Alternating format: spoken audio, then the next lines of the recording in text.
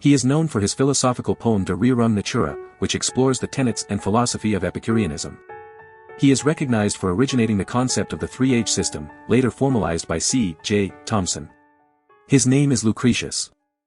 In the ancient city of Rome, there lived a poet and philosopher named Lucretius. While very little is known about his life, it is certain that he shared a close connection with Gaius Memmius, whether as a friend or a client. Lucretius was a profound thinker, and his only known work was a philosophical poem called De Rerum Natura, which delved into the teachings of Epicureanism. Lucretius's poem had a significant impact on the poets of the Augustan era, such as Virgil and Horace. Though the work was nearly lost during the Middle Ages, it was rediscovered in 1417 by Poggio Bracciolini in a German monastery. This rediscovery became a pivotal moment in the development of atomism, as well as the efforts of Enlightenment thinkers to construct a new Christian humanism. One of the remarkable aspects of Lucretius's poem was his description of Brownian motion, the random movement of dust particles. In verses 113 to 140 of Book 2, Lucretius used this phenomenon as proof of the existence of atoms. His insights and ideas continue to resonate throughout history, and his contributions to philosophy and science have left an indelible mark on the world. Lucretius, the enigmatic philosopher and poet, lived during a time of great political turmoil and intellectual exploration in ancient Rome. While very little is known about his personal life, his ideas and writings have left a lasting impact on the world of philosophy. Born in the 90s BC, Lucretius belonged to the aristocratic gens Lucretia and enjoyed a privileged upbringing, receiving an education that encompassed Latin, Greek, literature, and philosophy. It is believed that Lucretius may have resided on family-owned rural estates, as his deep love for the countryside is evident in his works. His profound understanding of the luxurious lifestyle in Rome suggests that he had first-hand experience of it. Despite his privileged background, Lucretius was deeply concerned with the human condition and sought to provide insight into the meaning of life. One account of Lucretius's life can be found in Aelius Donatus's Life of Virgil, which mentions that Lucretius passed away on the very day that Virgil celebrated his coming-of-age ceremony. However, the accuracy of this claim is questionable, as it conflicts with historical records. Another account, written by Jerome, suggests that Lucretius was driven mad by a love potion, during which he wrote several books that were later edited by Cicero. In a tragic turn of events, Lucretius eventually took his own life in the 44th year of his life. While the details of Lucretius's life may be shrouded in mystery, his philosophical ideas continue to resonate with us today. His most notable work, De Rerum Natura, On the Nature of Things, explores the nature of the universe, the existence of gods, and the pursuit of happiness. Lucretius rejects superstition and argues for a materialistic view of the world, emphasizing the importance of reason and observation in understanding reality. Lucretius's philosophy offers us guidance in navigating our daily lives.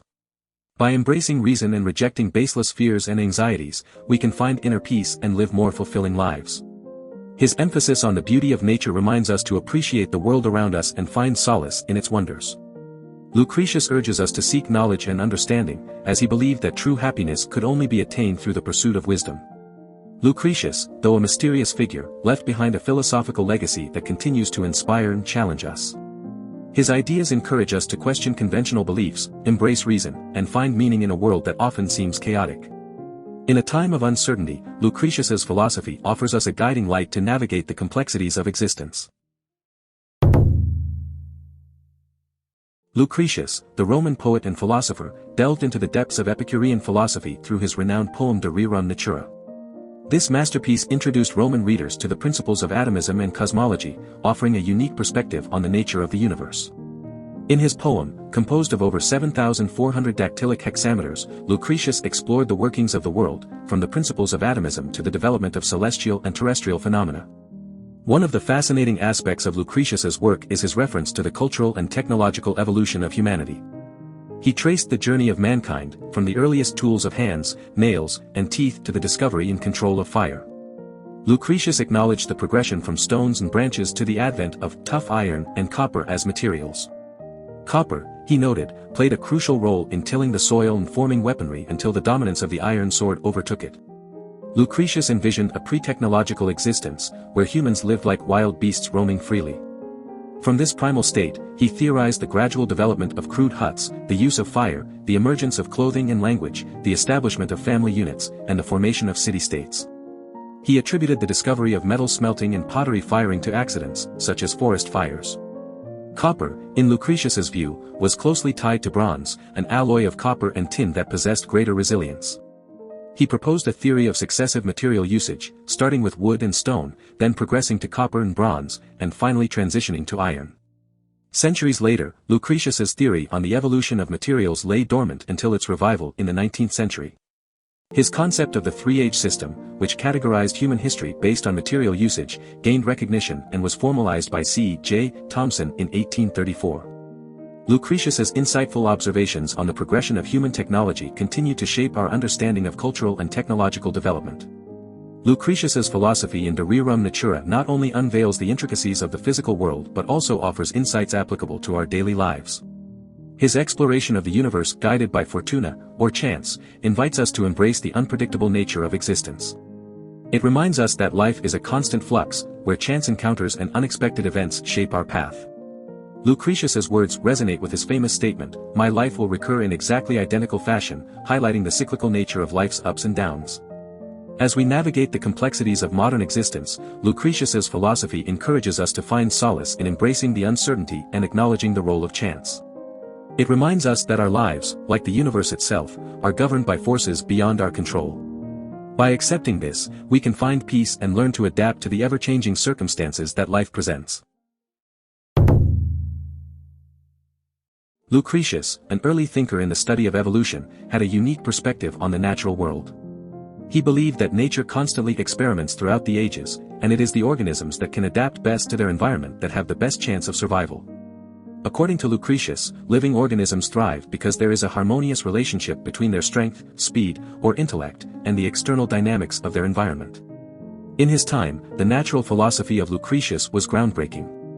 It provided a non-teleological and mechanistic account of the creation and evolution of life, long before Charles Darwin's publication on the subject.